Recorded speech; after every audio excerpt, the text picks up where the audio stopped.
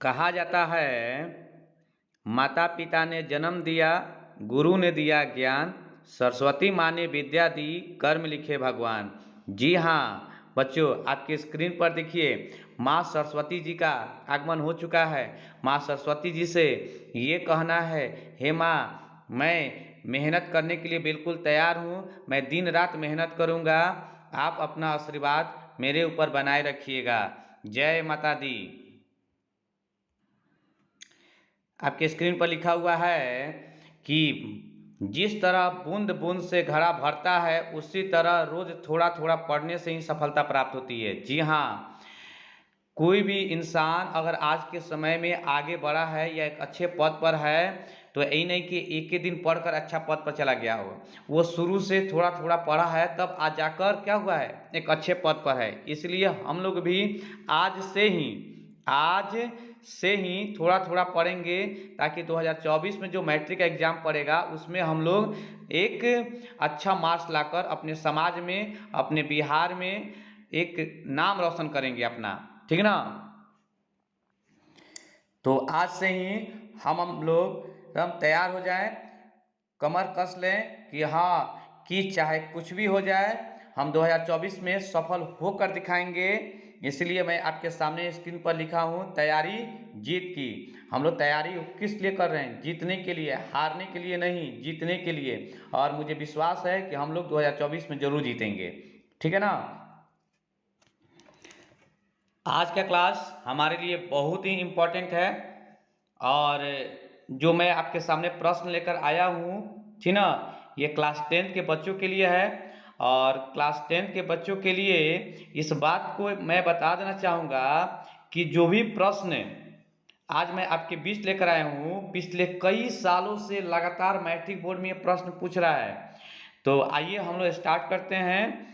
Math में chapter 1 वास्तविक संख्या, ठीक ना, उसमें का मोस्ट इंपॉर्टेंट ऑब्जेक्टिव क्वेश्चन हम लोग पढ़ते हैं। लेकिन अभी तक आप मेरे चैनल को सब्सक्राइब नहीं किए हैं तो जल्दी से सब्सक्राइब कर लीजिए, बेल आइकन के बटन को दबा दीजिए, इसे लाइक और शेयर भी कर दीजिए। तो आइए स्टार्ट किया जाता है। क्वेश्चन नंबर 1 आपके स्क्रीन पर है, 22/7 है। 22/7 है। देखिए 22/7 है, तो बताइए 22/7 है तो कौन सी संख्या हो सकती है? जल्दी से बताइए। 22/7 हम जानते हैं कि परिमेय संख्या होगी, क्योंकि परिमेय संख्या किस रूप में होता है? P/Q के रूप में होता है। तो क्वेश्चन नंबर 1 का ए नंबर ऑप्शन जो है बिल्कुल सही है। क्वेश्चन नंबर 2 है, पाई है या पाई/2 है? देखिए पाई है या पाई/2 है, या 2 पाई या पाई+3 दे सकता है, या पाई-3 दे सकता है, पाई-√3 दे सकता है। ये आपसे पूछेगा कि कौन सी संख्या है, अलग अलग क्वेश्चन बनाकर पूछ सकता है। तो आपके सामने क्वेश्चन दिया है कि पाई है या पाई/2 है, पाई से जुड़ा कुछ भी रहेगा वो सीधे आप अपरिमेय संख्या पर टिक मारिएगा। तो क्वेश्चन नंबर 2 का बी नंबर ऑप्शन जो है बिल्कुल सही है। क्वेश्चन नंबर 3 है, 7√5 एक संख्या है। 7√5 एक संख्या है। देखिए 7√5 एक संख्या है तो कौन संख्या आएगा? तो अपरिमेय संख्या है। तो मैं आपको बताना चाहूँगा ये अपरिमेय संख्या कैसे हो गया। देखिए ये रूट में 5 दिया हुआ है, तो क्या इस 5 का वर्गमूल होगा? नहीं होगा। जब वर्गमूल नहीं होगा इसलिए क्या हो जाएगा? अपरिमेय संख्या हो जाएगा। तो देखिए जैसे और भी दिखाते हैं, 3+√2 आपसे पूछेगा ये कौन संख्या है, तो क्या बताइएगा? अपरिमेय संख्या, क्योंकि 3 तो परिमेय है, लेकिन यहाँ √2 जो है अपरिमेय, क्योंकि रूट के अंदर जो 2 है उसका वर्गमूल नहीं निकल पाएगा। जब नहीं निकलेगा तो क्या हो जाएगा? अपरिमेय हो जाएगा। तो 7√5 एक अपरिमेय संख्या है। ठीक है ना। अगर कोई आपसे पूछता है बताओ बाबू खाली √3 कौन सी संख्या है, तो क्या बताइएगा? अपरिमेय संख्या बताइएगा। ठीक है। क्वेश्चन नंबर 4 है, निम्न में से कौन परिमेय संख्या है? निम्न में से कौन परिमेय संख्या है? जल्दी से बताइए। देखिए ए नंबर, देखिए ए नंबर में √2 है, तो क्या 2 का वर्गमूल होगा? नहीं होगा, तो ये परिमेय संख्या नहीं है। 2/√3 बताइए, 3 का होगा? वर्गमूल निकलेगा? नहीं निकलेगा, तो ये भी क्या हो जाएगा? अपरिमेय संख्या नहीं है। पाई क्या होता है? सॉरी, परिमेय संख्या नहीं है। ठीक ना। पाई क्या होता है? अपरिमेय संख्या है। ये भी आपका परिमेय संख्या नहीं। पता है ये तीनों जो है परिमेय संख्या नहीं है, ठीक ना। तो क्वेश्चन नंबर डी देखते हैं, 7/√9 दिया है, ठीक ना। तो 9 का वर्गमूल कितना होता है, जल्दी बताइए। 9 का वर्गमूल 3 होता है, तो क्या P/Q के रूप में है? जी हाँ, P/Q के रूप में है, इसलिए ये परिमेय संख्या हो जाएगा। 4 का डी नंबर ऑप्शन जो है बिल्कुल सही है। क्वेश्चन नंबर 5 देखते हैं, निम्न में से कौन अपरिमेय संख्या है? निम्न में से कौन अपरिमेय संख्या है? ध्यान से देखिएगा। देखिए √27 का वर्गमूल निकलेगा? नहीं निकलेगा, तो यही आपका क्या हो जाएगा, अपरिमेय संख्या हो गया, एकदम सटीक जवाब। अब देखिए बी नंबर ऑप्शन भी आप जांच कर सकते हैं, लेकिन आपका आंसर 5 का ए नंबर ही होगा। 49 का वर्गमूल कितना होता है 7, और 16 का कितना होता है 4, इसका वर्गमूल निकल गया कि नहीं निकल गया, इसलिए क्या हो जाएगा, परिमेय संख्या हो जाएगा। 36 का वर्गमूल कितना होता है 6, तो 6 होता है, तो ये क्या हो जाएगा, परिमेय संख्या हो जाएगा। 2√9 दिया, तो 2√9 दिया है, तो 2 गुना 9 का वर्गमूल कितना होता है 3, तो 2 3 6, ये भी क्या हो जाएगा, परिमेय संख्या हो जाएगा। तो आपका करेक्ट आंसर क्या हो जाएगा, 5 का ए नंबर ऑप्शन जो है बिल्कुल सही है, √27। क्वेश्चन नंबर 6 है, 1.1212111211121 डॉट डॉट है, तो कौन सी संख्या होगी? देखिए इस तरह का प्रश्न अगर आपको दिखाई देगा कभी भी, तो याद रखिएगा कि आप डायरेक्ट अपरिमेय संख्या पर टिक मारिएगा। तो छठा का बी नंबर ऑप्शन जो है बिल्कुल सही है। क्वेश्चन नंबर 7, दो परिमेय संख्याओं के बीच कितनी परिमेय संख्या होती है? दो परिमेय संख्याओं के बीच कितनी परिमेय संख्या होती है, जल्दी से बताइए। दो परिमेय संख्याओं के बीच अनंत परिमेय संख्या होती है। 7 का डी नंबर ऑप्शन सही है। क्वेश्चन नंबर 8, दो अपरिमेय संख्याओं के बीच कितनी अपरिमेय संख्या होती हैं? दो अपरिमेय संख्याओं के बीच कितनी अपरिमेय संख्या होती हैं? तो भी इसका आंसर क्या हो जाएगा, अनंत हो जाएगा। 8 का डी नंबर ऑप्शन जो है बिल्कुल सही है।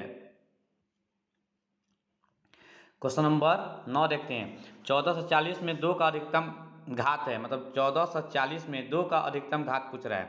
देखिए सबसे पहले क्या करेंगे, 1440 लिख दिया जाएगा यहाँ पे, ठीक ना। 1440 लिख दिए हैं। इसमें हमको करना क्या है, पहले देखेंगे कौन पारा से कटेगा, तो 2 से कटता है, तो 2 सते 14, 2 दूना 4, 0, 720 हो गया। 2 से करेंगे तो 2 तिहाई 6, फिर इसमें आ जाएगा 1, 2 छक बार, 1 0 हो जाएगा, 360 हो गया। अब 360 को हम लोग 2 से करके देखते हैं, तो 180 हो जाएगा। फिर 2 से करेंगे तो कितना हो जाएगा, 90 हो जाएगा। फिर 2 से करेंगे तो कितना हो जाएगा, 45 हो जाएगा। मतलब अब 45 क्या करेंगे, तो 3 से कटेगा, तो हमको 2 एक दिखाना है, केवल 2 कहीं दिखाना है, तो 2 देखिए क्या ऊपर आया है, 1 2 3 4 5, मतलब 2 के पावर में 5। इसको आधार कहते हैं, इसको घात कहते हैं ऊपर वाले को। तो घात पूछा है, तो 2 कितना बार आया, 5 बार आया है, तो 5 देखिए ऑप्शन दिया, जी हाँ, 9 का ए नंबर ऑप्शन जो है बिल्कुल सही है। अगर आपके सामने क्वेश्चन रहता 144 में 2 का घात पता निकलिए, 144 में 144 में 2 का घात, क्या करेंगे, इसको भी सेम उसी तरह निकाल देंगे। 2 2 सते 14, 2 बार में हो गया। 2 से करेंगे 36 बार में हो जाएगा। फिर 2 से करेंगे 36 को तो कितना बार हो जाएगा, 18 हो जाएगा। फिर 2 से करेंगे तो 2 9 18। फिर आगे देखेंगे, लेकिन हमको 2 का घात बताना है, कि 3 3 का 9 हो जाएगा, तो ज़्यादा हो जा रहा है। तो आपको 3 से मतलब ही नहीं है, किससे मतलब है, 2 से। तो 2 कब आ रहा है, 1 2 3 4, 2 के पावर में 4, तो ऑप्शन में दिया रहेगा 4, मतलब 144 क्वेश्चन रहेगा तब, ठीक ना। तो उस समय हम लोग क्या करेंगे, 144 में 2 का घात कहेगा, अधिकतम घात, तो कितना बोलिएगा 4। अगर जैसे 3 3 का 9 आया है, तो 3 का पूछता, तो 3 के पावर में 2 लिखते हैं, तो इसका घात कितना होता है, 2 होता है। 3 का पूछता तो इस तरह का प्रश्न अगर आपसे मैट्रिक बोर्ड में पूछेगा तो ऐसे ही बनाइएगा, ठीक है ना।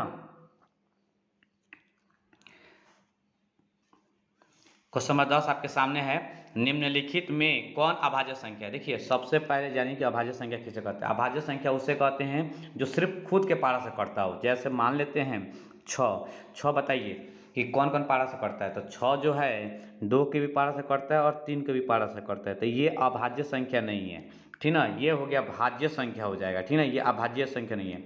5 बताइए कौन कौन पारा से कटता है।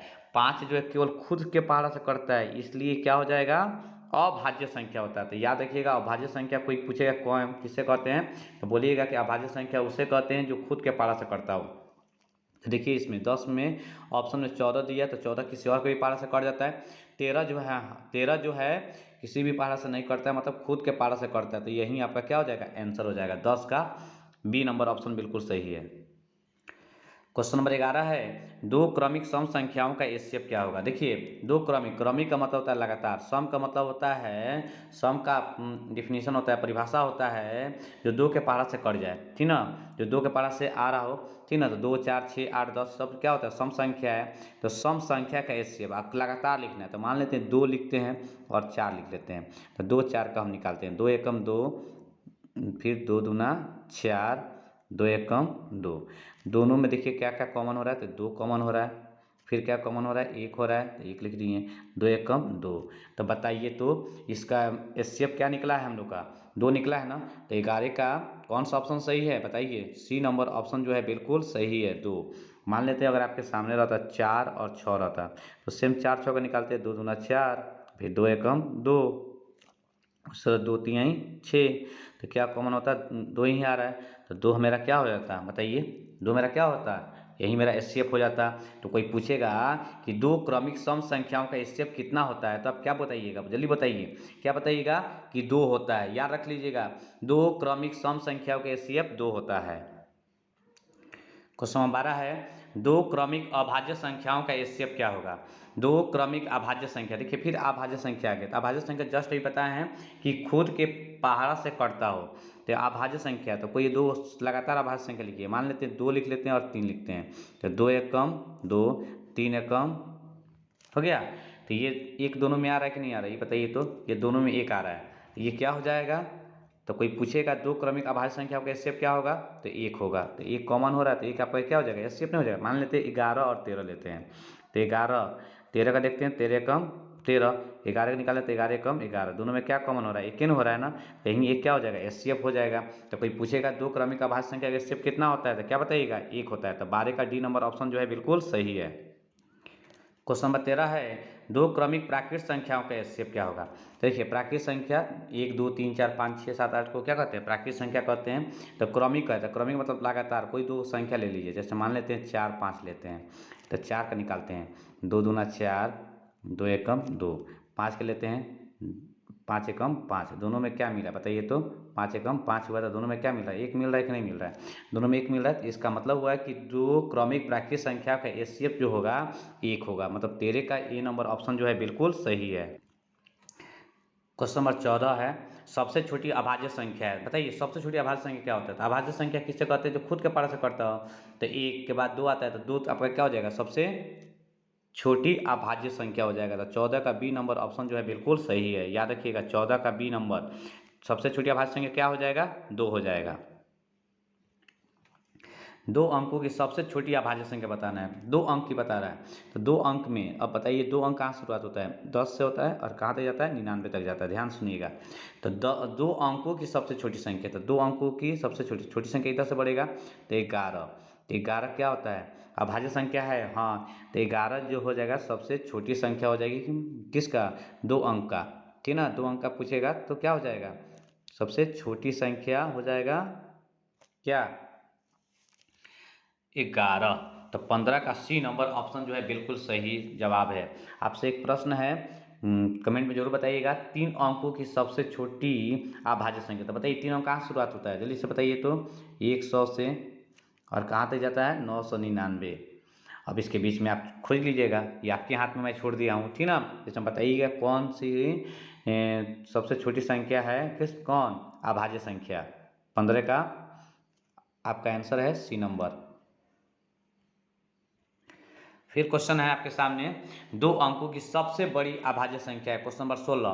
क्वेश्चन नंबर 16 कह रहा है 2 अंकों की सबसे बड़ी अभाज्य संख्या। देखिए तो अभाज्य संख्या कहाँ शुरुआत हो रहा है, 10 से 99, 2 अंकों की बोला है तो 10 से 99। हमको बड़ी संख्या है, तो बड़ी संख्या में इधर से चलेंगे, तो 99 तो कट ही जाएगा किसी और के पारा से, 98 भी कट जाएगा, 97 नहीं कटेगा किसी भी पारा से, यहीं 97 जो हो जाएगा 2 अंकों की सबसे बड़ी अभाज्य संख्या हो जाएगा, ठीक है ना।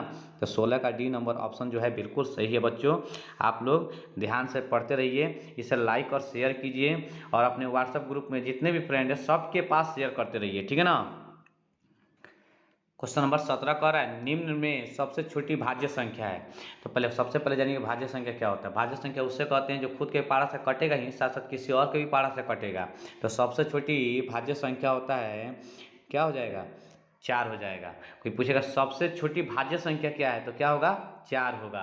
तो 17 का ए नंबर ऑप्शन सही है। अब कोई पूछेगा सबसे छोटी अभाज्य संख्या क्या होता है, तो 2 होता है। अभाज्य होगा तो 2 होगा और भाज्य होगा तो 4 होगा। क्वेश्चन नंबर 18 है 2 या 2 से अधिक अभाज्य संख्याओं का एचसीएफ है। 2 या 2 से अधिक मतलब 2 हो या 2 से अधिक हो अभाज्य संख्या। तो अभाज्य संख्या कोई लिख लीजिए 2 गो अपना मन से, मानते हैं 3 और 5 ले लेते हैं अभाज्य संख्या है। और इसका हम लोग निकालते हैं 3 एकम 3 5 एकम 5। बताइए तो दोनों में क्या कॉमन हुआ है, 1 हुआ। तो यही एक क्या हो गया, एचसीएफ हो गया। मान लेते हैं हम 3 को लेते हैं 2 3 5।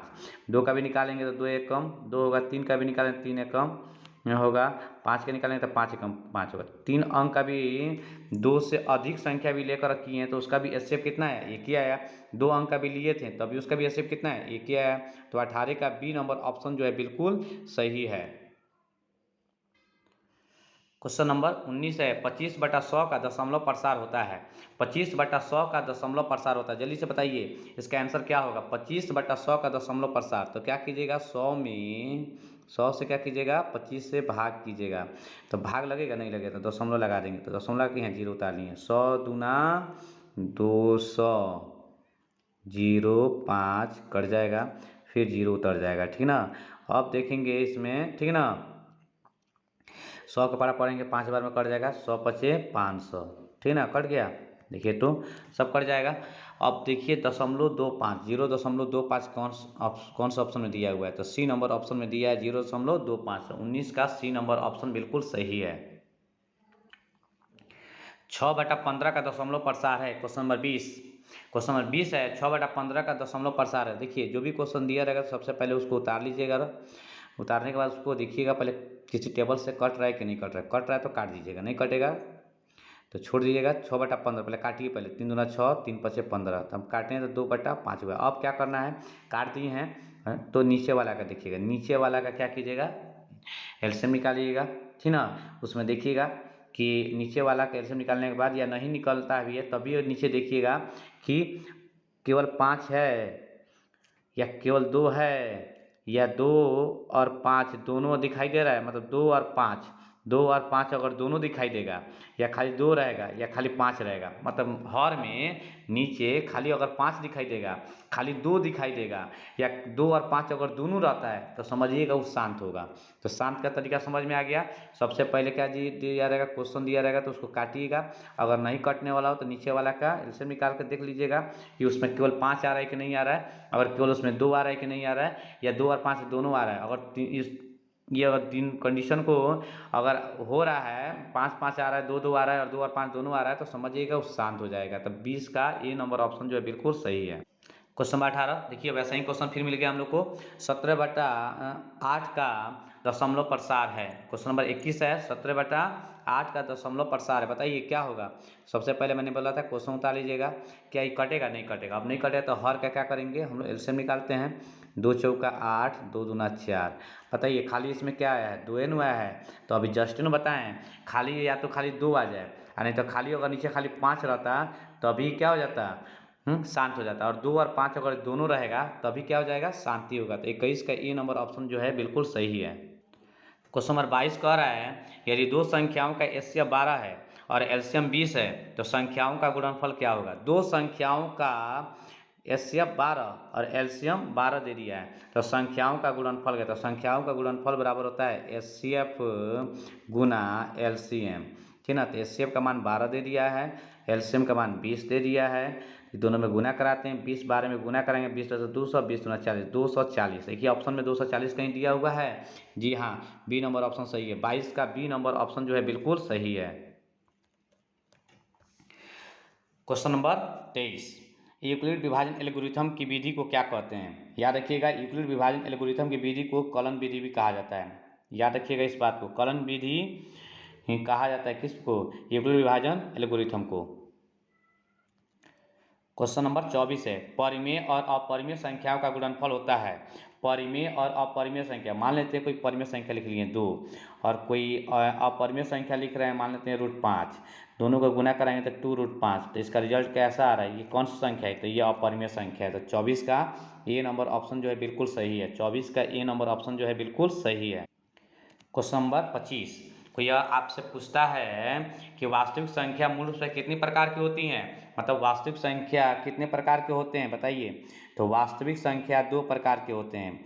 वास्तविक संख्या 2 प्रकार के होते हैं, कौन कौन होते हैं तो बताइए। तो परिमेय संख्या होता है और दूसरा कौन होता है, अपरिमेय संख्या होता है। दिमाग में रखिएगा, कोई पूछ देता है कि वास्तविक संख्या कितने प्रकार के होते हैं, तो वास्तविक संख्या 2 प्रकार के होते हैं, परिमेय संख्या और अपरिमेय संख्या, ठीक है ना। 25 का ये नंबर ऑप्शन सही है। क्वेश्चन नंबर 26 है, यदि हर का गुणनफल 2 के पावर m और 5 के पावर n के रूप में होता है, तो 2 के पावर में m दिया है और 5 के पावर में n दिया है, ठीक है ना। ध्यान रखिए, 2 के पावर में m और 5 के पावर में n है, तो ये इनमें से कौन सा ऑप्शन बिल्कुल सही होगा। तो याद रखिएगा, मैंने अभी कुछ देर पहले बताया है कि हर का जब एलसीएम निकालिएगा नीचे वाला का, तो अब देखिएगा खाली उसमें 2 है या खाली उसमें 5 है या 2 और 5 दोनों है। जब 2 और 5 दोनों रहता है या खाली 5 रहता है या खाली 2 रहता है, तो समझ जाइएगा वह क्या होगा, शांत रूप में होगा। तो ये किस रूप में है बताइए। तो 2 के पावर m और 5 के पावर n किस रूप में है, तो शांत के रूप में है, ठीक है ना। तो 26 का ए नंबर ऑप्शन जो है बिल्कुल सही है। क्वेश्चन नंबर 27, 6 और 30 के बीच में कितनी अभाज्य संख्या होती हैं। 6 और 30 के बीच में, देखिए मैंने इससे पहले बहुत सारे प्रश्न अभाज्य संख्या के बारे में बताया था। अभाज्य संख्या उसे कहते हैं जो खुद के पारा से कटता हो। तो 6 और 30 के बीच में बताना है, तो 7 हो जाएगा, 8 नहीं होगा, 9 नहीं होगा, 10 नहीं होगा, 11 हो जाएगा, 12 नहीं होगा, 13 हो जाएगा, 14, 15, 16 नहीं होगा, 17 हो जाएगा, 18, 19 हो जाएगा, फिर उसके बाद 23 हो जाएगा, फिर उसके बाद 29 हो जाएगा। देखिए तो 6 और 30 के बीच में आ गया। अब गिन लीजिए कब, 1 2 3 4 5 6 7, 7 गो है। तो बताइए 27 के कौन सा ऑप्शन सही है हम लोग का, बी नंबर ऑप्शन बिल्कुल सही है। ध्यान रखिएगा। तो आप लोग अभी कमेंट में मुझे बताइए, मैं आपसे प्रश्न पूछ रहा हूँ 0 से 50, ठीक ना। 0 और 50 के बीच में, 0 और 50 के बीच में कितनी अभाज्य संख्या होती है। एक और प्रश्न है, 0 और 100 के बीच में कितनी अभाज्य संख्या होती हैं। एक और प्रश्न आपके सामने है, 0 और 50 के बीच में कितनी भाज्य संख्या होती है। आपके सामने और भी प्रश्न मैं दे रहा हूँ, 0 और 50 के बीच में कितनी विषम संख्या होती हैं। 0 और 50 के बीच में कितनी सम संख्याएं होती हैं। 0 और 100 के बीच में, 0 और 100 के बीच में कितनी विषम संख्या होती है, ठीक है ना। इस सारे प्रश्न का जवाब आप कमेंट में मुझे जरूर बताइएगा, ठीक है। तो 27 का कौन सा ऑप्शन सही हुआ, बी नंबर ऑप्शन जो है बिल्कुल सही है। ये सभी प्रश्न को आप प्रैक्टिस कर लीजिए, जो मैं एक्स्ट्रा प्रश्न बोला हूँ इसको आप प्रैक्टिस कर लीजिएगा। हो सकता है कि ये प्रश्न ना पूछ के जो मैं बोला हूँ उसमें से कहीं पूछ दे, तो आप रिवीजन कर लीजिएगा। क्वेश्चन नंबर 28 है, प्रथम 50 प्राकृत संख्याओं का योग क्या होगा। प्रथम 50 प्राकृत संख्या, तो देखिए इस तरह का एक ट्रिक होता है बनाने का। तो n इंटू n प्लस 1/2। देखिए n के जगह पे जो क्वेश्चन में दिया रहेगा 50 उतार लेंगे, 50 प्लस 1 उतार लेंगे, बटा में 2 कर देंगे। 2 से ही काटेंगे तो ये 25 बार में क्या हो जाएगा, कट जाएगा। तो 25 गुना 50 से कितना होता है 51, दोनों में गुना कराएंगे तो 1275 हो जाएगा। देखिए तो ऑप्शन में दिया 1275, जी हाँ 28 का सी नंबर ऑप्शन जो है बिल्कुल सही है, 1275। तो आपको फिर मैं वर्क दे रहा हूँ कि प्रथम 100 प्राकृत संख्याओं का योग क्या होगा, जल्दी से बनाकर जवाब दीजिए, ठीक है ना। क्वेश्चन नंबर 29, 2 + √3, 2 + √3 एक संख्या है, कौन सा संख्या है, अभी जस्ट कुछ देर पहले बताए हैं पीछे प्रश्न में कि 2 + √3 एक क्या होता है, अपरिमेय संख्या होता है। 29 का सी नंबर ऑप्शन जो है बिल्कुल सही है। क्वेश्चन नंबर 30 है महत्तम समापवर्तक मतलब एचसीएफ इतना दिया है गुना लघुत्तम समापवर्तक एम, ठीक ना, एलसीएम बराबर एकदम लॉलीपॉप क्वेश्चन आपके सामने है। ठीक है, लॉलीपॉप लेने कहने का मतलब ये नहीं कि लॉलीपॉप मत खाने लगिएगा, ठीक ना। क्वेश्चन नंबर 30 है एक ऑप्शन दिया हुआ है आपका 4 है, तो इसमें कौन सा होगा? तो एचसीएफ दे दिया है और एलसीएम दे दिया है, एकदम सिंपल सा जवाब होगा 30 का ए नंबर ऑप्शन जो है बिल्कुल सही हो जाएगा, ठीक ना। क्वेश्चन नंबर 31 कह रहा है यूक्लिड विभाजन एल्गोरिथम दो धनात्मक पूर्णांक के निम्न में से किसे परिकलन करने की तकनीक है? यूक्लिड विभाजन एल्गोरिथम दो धनात्मक पूर्णांक के निम्न में से किसे परिकलन करने की तकनीक है? बताइए तो। एचसीएफ हम लोग निकालते थे ना, तो यही महत्तम समापवर्तक का, ठीक है ना, दिमाग में रखिएगा महत्तम समापवर्तक का। चलिए आप बताइएगा गणितज्ञों का राजकुमार किसे कहते हैं? ठीक ना, गणितज्ञों का राजकुमार किससे कहते हैं? जल्दी से कमेंट में बताइए तो। देखिए गणितज्ञों का राजकुमार कार्ल फ्रेडरिक गॉस को कहा जाता है, याद रखिए कार्ल फ्रेडरिक गॉस को कहा जाता है। क्वेश्चन नंबर 32 आपके सामने है 5 + √2 5 - √2। देखिए 5 + √2 5 - √2 गौर कीजिएगा, इसको ए माने हैं 5 को प्लस बी, ए प्लस बी हो गया, फिर ए माइनस बी, तो क्या फार्मूला होता है? ए स्क्वायर माइनस बी स्क्वायर होता है। तो ए के जगह पे आपने क्या माना है? 5 माने, तो 5 का स्क्वायर कर देंगे माइनस √2 का क्या करेंगे? स्क्वायर कर देंगे, तो 50 25 हो जाएगा, माइनस स्क्वायर से रूट हट जाएगा 2 हो जाएगा, तो 25 में से 2 घटाएंगे तो कितना हो जाएगा? 23 हो जाएगा। अब बताइए ये 23 जो है इसमें से कौन सा संख्या को दर्शा रहा है? तो 23 जो है परिमेय संख्या को दर्शा रहा है, मतलब 32 का बी नंबर ऑप्शन बिल्कुल सही है, ठीक है ना। क्वेश्चन नंबर 33 है भाज्य बराबर क्या होता है? देखिए भाज्य बराबर क्या होता है? भाजक गुना भागफल प्लस शेषफल। देखिए जैसे मान लेते हैं 2 में हम 7 से भाग करते हैं, तो 2 तिहाई 6 एक बार हो गया, तो इसको हम लोग कहेंगे शेषफल, इसको हम लोग कहेंगे भागफल, इसको हम लोग कहेंगे भाजक, इसको हम लोग कहेंगे क्या बताइए? भाज्य। मतलब ये ए हो गया, ये आपका बी हो गया, ये आपका क्यू हो गया और ये आपका आर हो गया। मतलब ये भाज्य हो गया, ये आपका भाजक हो गया, ये आपका भागफल हो गया और नीचे वाला क्या हो गया? शेषफल हो गया। तो इसमें ऑप्शन में कौन सा ऑप्शन सही है? तो सी नंबर ऑप्शन जो है बिल्कुल सही है, भाजक होगा 33 का सी नंबर। परिमेय संख्या का सामान्य रूप होता है, तो परिमेय संख्या कैसा होता है? p/q के रूप में होता है और q का मान क्या होता है? 0 के बराबर नहीं होता है, तो यही ना हो जाएगा ए नंबर ऑप्शन, p/q के रूप में दिया है, ठीक ना। 34 का ए नंबर ऑप्शन बिल्कुल क्या है? सही है। क्वेश्चन नंबर 35 है 5.2333 है। देखिए डॉट डॉट करके दिया है 5.2333 डॉट डॉट डॉट दिया हुआ है। देखिए दशमलव हटाते हैं तो इसके बदले में क्या लिखेंगे? 1 लिखेंगे, इसके बगल बाद का वो संख्या है तो 4, 1 2 3 4। अब इसके आगे डॉट डॉट दिया तो ये भी डॉट डॉट बढ़ते जाएगा, तो फिर भी ये किस रूप में है बताइए तो? p/q के रूप में आ रहा है कि नहीं आता? p/q के रूप में कौन होता है? तो परिमेय संख्या होता है, तो 35 का बी नंबर ऑप्शन जो है बिल्कुल सही है, ठीक ना। अगर आपसे ऐसे दे रहे 0.6 दे रहे ऊपर एक रिंग कर दे, तो ये कौन सी संख्या हो जाएगी बताइए जल्दी से? ये भी आपका क्या हो जाएगा? ये भी आपका क्या हो जाएगा? जल्दी बताइए। परिमेय संख्या हो जाएगा, ठीक है ना। क्वेश्चन नंबर 36 कह रहा है परिमेय संख्या और अपरिमेय संख्या का योग या अंतर होता है। देखिए परिमेय संख्या मैंने लिख दिया 2, योग के जगह पे जोड़ लिख दिए, और अपरिमेय संख्या का मानते हम लिख दिए √3। तो ये दोनों का जो रिजल्ट आएगा वो क्या आएगा? तो दोनों का रिजल्ट जो आता है अपरिमेय संख्या होता है। अगर इसके बदले में अगर अंतर लिख देते हैं मतलब माइनस लिख देते हैं, तो इसका भी रिजल्ट क्या आएगा? तो अपरिमेय संख्या। तो कोई अगर आपसे पूछता है परिमेय संख्या और अपरिमेय संख्या को जोड़िएगा तो या घटाइएगा तो उसका आंसर क्या आ जाएगा? तो अपरिमेय संख्या हो जाएगा। तो 36 का सी नंबर ऑप्शन बिल्कुल सही है। क्वेश्चन नंबर 37 दिया है लॉस ऑफ बराबर इतना दिया है, क्या होता है बताइए? a, b है, तो देखिए लॉस ऑफ का सूत्र क्या होता है? पहली संख्या गुना दूसरी संख्या बटा HCF या मौसम, ठीक ना। तो पहली संख्या आपका A गुना B हो गया, दूसरी संख्या हो गया A गुना B और बटा HCF में आपका क्या हो जाएगा A, B हो जाएगा। तब देखिए तो इस तरह का दिया है कि नहीं दिया है ऑप्शन में, तो C नंबर ऑप्शन बिल्कुल सही है, 37 का C नंबर।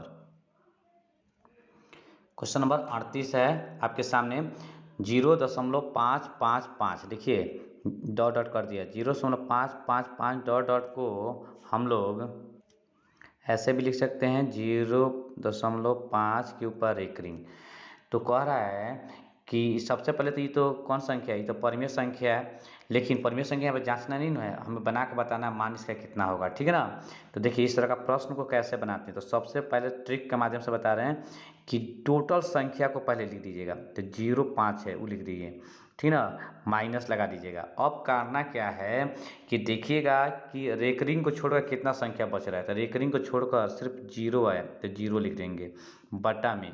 अब देखिएगा कि कितना अंक पर एक रिंग है, तो एगो अंक पर एक रिंग है तो एगो 9 लिखिएगा, और 2 अंक पर एक रिंग रहेगा तो 2 9 लिखेंगे, ठीक ना। अब देखिएगा दशमलव के बाद कितना अंक पर एक रिंग नहीं है, तो कोई अंक नहीं दिया है, नहीं दिया है तो मतलब ऐसे ही छोड़ देंगे। तो 5 में से 0 घटाएंगे तो 5, बटा में क्या हो जाएगा 9 हो जाएगा, तो 5/9, तो 38 का ए नंबर ऑप्शन जो है बिल्कुल सही है, ठीक है। अगर क्वेश्चन रहता मान लेते हैं 0.47 के ऊपर एक रिंग ऐसे दिया रहता, तो आप कैसे बनाते हैं, तो देखिए टोटल संख्या को सबसे पहले हम लोग क्या करते हैं लिख लेते हैं। अब देखते हैं ये है कि रेकरिंग को छोड़कर कितना संख्या बच रहा है, तो 0 और 4 बच रहा है, उसको घटा लेते हैं, टोटल बटा में घिस देंगे। अब क्या करेंगे कि देखेंगे कि कितना अंक पर एक रिंग है, जितना अंक पर एक रिंग उतना 9 लिखेंगे, तो एगो अंक पर एक रिंग है तो एगो 9 लिखेंगे। दशमलव के बाद हम लोग देखेंगे कितना अंक पर एक रिंग नहीं है, तो एगो अंक पर एक रिंग नहीं तो एगो 0 लिख देंगे। अब 47 में से 4 घटाएंगे तो 43 हो जाएगा, बटा में 90 हो जाएगा। आपको समझ में आ गया होगा। अगर आपको ये वीडियो पसंद आ रही है तो इसे लाइक और शेयर भी कर दीजिए, ठीक है ना, और अपने व्हाट्सएप ग्रुप में सब जगह से शेयर कर दीजिए, जितना भी शेयर है फेसबुक पर है सब जगह शेयर कर दीजिए, ठीक है ना।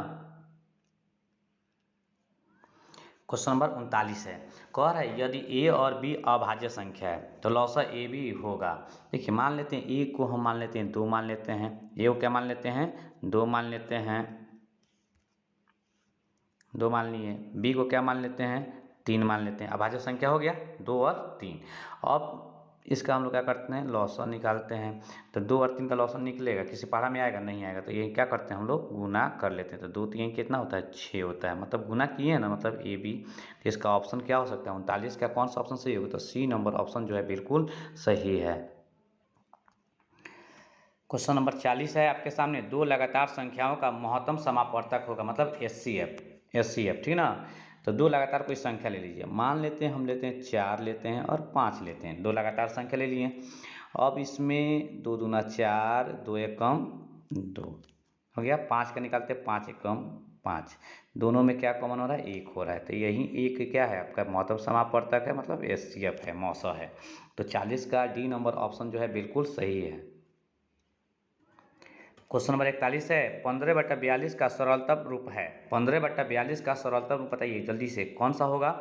देखिए तो सबसे पहले क्या करेंगे 15 लिख देंगे, बटा में 42 लिख देंगे, इसको काटेंगे, तो 3 पचे 15, इसको काटेंगे 3 एकम 3, ये किस में आएगा 3 चौका 12, मतलब क्या आ गया 5/14। देखिए ऑप्शन में 5/14 दिया है, हाँ दिया हुआ है, बी नंबर ऑप्शन जो है बिल्कुल सही है, 41 का बी नंबर। क्वेश्चन नंबर 42 है कि 5.2372 है, 5.2372 है, बताइए कौन सी संख्या हो सकता है, जल्दी से बताइए। 5.2372 जल्दी से बताइए। 4 ऑप्शन आपके सामने है, जल्दी से कमेंट में बताइए क्या आंसर हो सकता है। तो 42 का सी नंबर ऑप्शन जो है बिल्कुल सही है। अब आप कहते होंगे सर ये कैसे हो गया, देखिए 5.2372 है, तो दशमलव हटाइएगा तो बटा में 1 होगा, 4 को 0 बैठा लीजिएगा, बढ़ गया। क्या ये पी बटा क्यू के रूप में है या नहीं, ये पहले बताइए। है ना पी बटा क्यू के रूप में, तो पी बटा क्यू के रूप में होता है उसे क्या कहते हैं, परिमेय संख्या नहीं कहते हैं। तो 42 का सी नंबर ऑप्शन सही है। अगर आपको अच्छा लग रहा है बच्चों मेरा वीडियो, तो ये इतना शेयर कर दीजिए इसे, ताकि वैसे बच्चों के पास पहुंच जाए जिसको मैथ में बहुत डर लग रहा होगा। मैं बहुत ही आसान और सरल भाषा में मैं आपको सिखा रहा हूं, ताकि आपको किसी तरह से कोई तकलीफ ना हो। क्वेश्चन नंबर 43 है, 3 + 2√5 एक संख्या है। बताइए जल्दी से, 3 + 2√5। जस्ट पहले इस तरह का क्वेश्चन हम लोग पढ़े हैं लोग। देखिए रूट के अंदर 5 है, मतलब इसका वर्गमूल नहीं हो सकता है। डेट्स मीन जिसका वर्गमूल नहीं होता उसे क्या कहते हैं, अपरिमेय संख्या कहते हैं। तो 43 का सी नंबर ऑप्शन बिल्कुल क्या है, सही है। क्वेश्चन नंबर 44 है, दो धन पूर्णांक ए और बी के लिए a बराबर BQ प्लस आर में ये ऑप्शन दिया हुआ है, इसमें कौन सा सूट कर रहा है इसको बताना है। 44 का आपके सामने ऑप्शन में 4 ऑप्शन दिया गया है, इसमें हमें करेक्ट आंसर बताना है। देखिए आर बड़ा है किससे, बी से, ए नंबर ऑप्शन में दिया है। ये अंडरलाइन गलत नहीं होगा यहाँ पे, ठीक ना। ये भी अंडरलाइन नीचे नहीं होगा, ये भी अंडरलाइन नीचे नहीं है, ठीक है ना। तो आर बड़ा है किससे, बी से, ये सही है। कि आर छोटा है किससे, बी से। कि आर बराबर है 0 के, कौन सा ऑप्शन सही है, तो बी नंबर ऑप्शन बिल्कुल सही हो जाएगा। याद रखिएगा इस तरह का कंडीशन दिखाई देगा, दो धन पूर्णांक ए और बी के लिए a बराबर BQ प्लस आर, ठीक ना। तो आर जो है किससे छोटा हो जाता है, बी से क्या होता है, छोटा हो जाता है, अर्थात बी बड़ा हो जाता है आर से। क्वेश्चन नंबर 45 है, यदि a बराबर BQ प्लस आर में a का मान दे दिया 30 और b का मान दे दिया 5, तो q और r का मान ज्ञात करें। अभी कुछ देर पहले पिछले प्रश्न में मैंने बताया था a और b q r सबको बारे में बताया था, कौन a है कौन b है। तो a का मान दे दिया 30 हो गया, ये a हो गया। b का मान दे दिया 5, हमको q और r का मान ज्ञात करना था। 5 के पारा पढ़ेंगे 30 को बार में आएगा तो 6 बार में, तो 5 6 30। बताइए q का मान कितना है, ये q है और ये क्या है, r है। तो q का मान 0 आ गया, सॉरी r का मान 0 आ गया और q का मान 6 आ गया। तो देखिए तो q का मान 6 और r का मान 0। 45 का a नंबर ऑप्शन बिल्कुल क्या है, सही है। इसको a कहते हैं, इसको b कहते हैं, इसको q कहते हैं, इसको r कहते हैं, ठीक ना। कभी कभी क्या करेगा, क्यू आर नहीं दिया रहेगा तो सबसे पहले क्या कीजिएगा, भागफल को ही लिखिएगा, 6,0 दे देगा और नहीं तो 0,6 दे देगा। याद रखिएगा। तो आप टिक किस पर मारिएगा, 6,0 पर, यहाँ पे 6,0 दे सकता है, इस तरह का ऑप्शन में भी दे सकता है, दिमाग में रखिएगा।